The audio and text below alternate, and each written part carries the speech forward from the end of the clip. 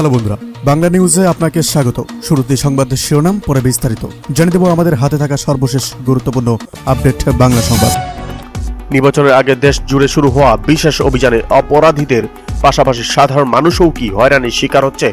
বিশেষ প্রতিবেদনে উঠে আসলো এমনই কিছু আতঙ্ক ভরা। রেফারেন্ডামের জন্য তৈরি হওয়া বিশেষ গানগুলো কি পরোক্ষভাবে একটি নির্দিষ্ট পক্ষকে সুবিধা দিচ্ছে? নাগরিক সমাজের এই অভিযোগ নিয়ে কি বলছে নির্বাচন কমিশন? ইতিহাসে প্রথমবারের মতো প্রবাসীরা বিদেশ থেকে ভোট দিতে পারবেন, কিন্তু সাইবার নিরাপত্তা বিশেষজ্ঞরা বড় ধরনের ঝুঁকির কথা বলছেন। সরকার কি এই ঝুঁকি নিয়ে ভোট গ্রহণ করবে? ফেব্রুয়ারি 12 তারিখকে সামনে রেখে ইসির প্রস্তুতি এখন তুঙ্গে, তবু পর্দার আড়ালে কি অন্য কোনো হিসাবে চলছে? ইসি ভবনের আপিল শুনানি শেষে তানসিম জারার প্রার্থিতা নিয়ে এসেছে একটা বড় খবর।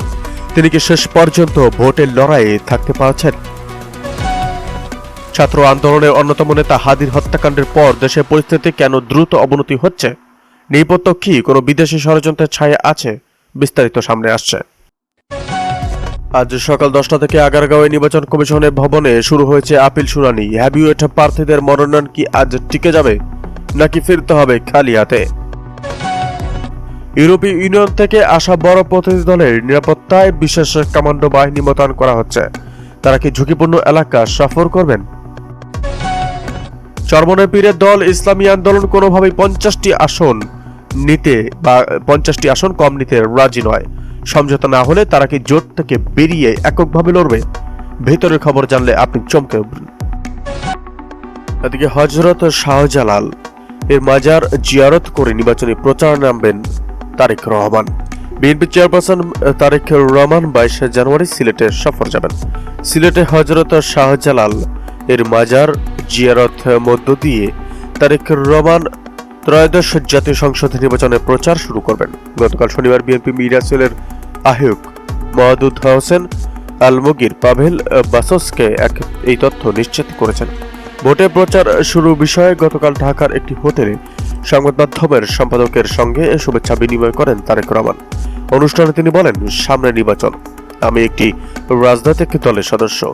স্বাভাবিকভাবেই আমরা 22 তারিখ থেকে আমাদের সব রকম পরিকল্পনা নিয়ে জনগণের সামনে যাব। ভোটের প্রচারের বিষয়ে বিস্তারিত কিছু বলেননি বিএনপি চেয়ারপারসন। তফসিল অনুযায়ী 21 জানুয়ারি জাতীয় সংসদ নির্বাচনের প্রতীক বরাদ্দ দেওয়া হবে।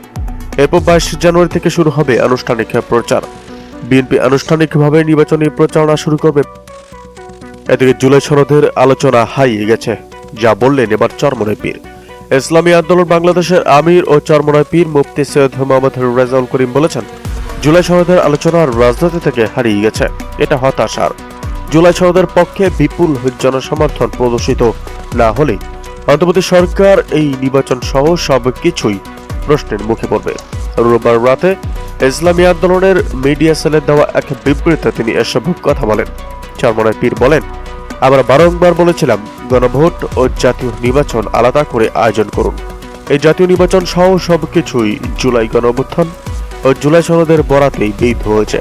জাতীয় নির্বাচনের সঙ্গে গণভোট আয়োজিত হলে গণভোটের আলোচনা আড়ালে চলে যাবে। তিনি বলেন, আমাদের সেটাকে এবং সেই দাবিকে উপেক্ষা করা পরিণতি আমরা দেখতে পাচ্ছি। জুলাই সনদের আলোচনা রাজনীতি থেকে হারিয়ে গেছে, এটা হতাশার। জুলাই সনদের পক্ষে বিপুল জনসমর্থন প্রদর্শিত না হলে অন্তর্বর্তী সরকার এই নির্বাচন সহ সবকিছুই প্রশ্নের মুখে পড়বে।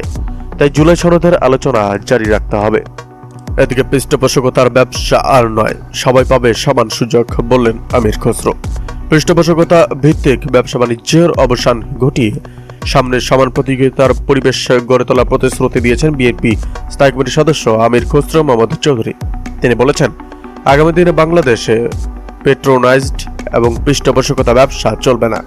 সবার জন্য লেভেল প্লেইং ফিল্ড, অর্থাৎ সবার জন্য সমান সুযোগ নিশ্চিত করা হবে।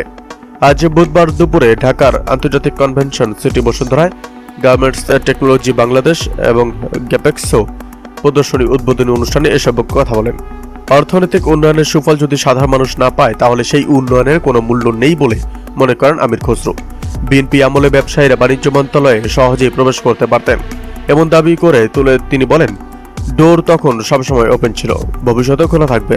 ব্যবসায়ীদের প্রস্তুতি নেওয়ার আহ্বান জানিয়ে বিএনপি স্থায়ী কমিটির সদস্য বলেন, আপনারা বলুন কোথায় দুর্বলতা, কোথায় সমস্যা। আমরা ডাইরেকশনগুলো এবং নীতিগত সংস্কারের মাধ্যমে সমাধান করব।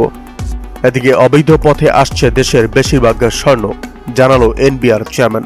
দেশে মজুত থাকা এবং প্রতিনিয়ত আমদানি হওয়া স্বর্ণের বড় একটি অংশই অবৈধ পথে আসছে বলে মন্তব্য করেছেন জাতীয় রাজস্ব বোর্ডের অর্থাৎ এনবিআর চেয়ারম্যান আব্দুর রহমান খান। তিনি অভিযোগ করেন, এই অবৈধ আমদানি প্রক্রিয়ায় এনবিআর এর কিছু কর্মকর্তা জড়িত থাকতে পারেন। বুধবার রাজধানীর আগারগাঁওয়ে এনবিআর এর নিয়মিত আয়োজন মিট দ্য বিজনেস অনুষ্ঠানে এসব কথা বলেন তিনি।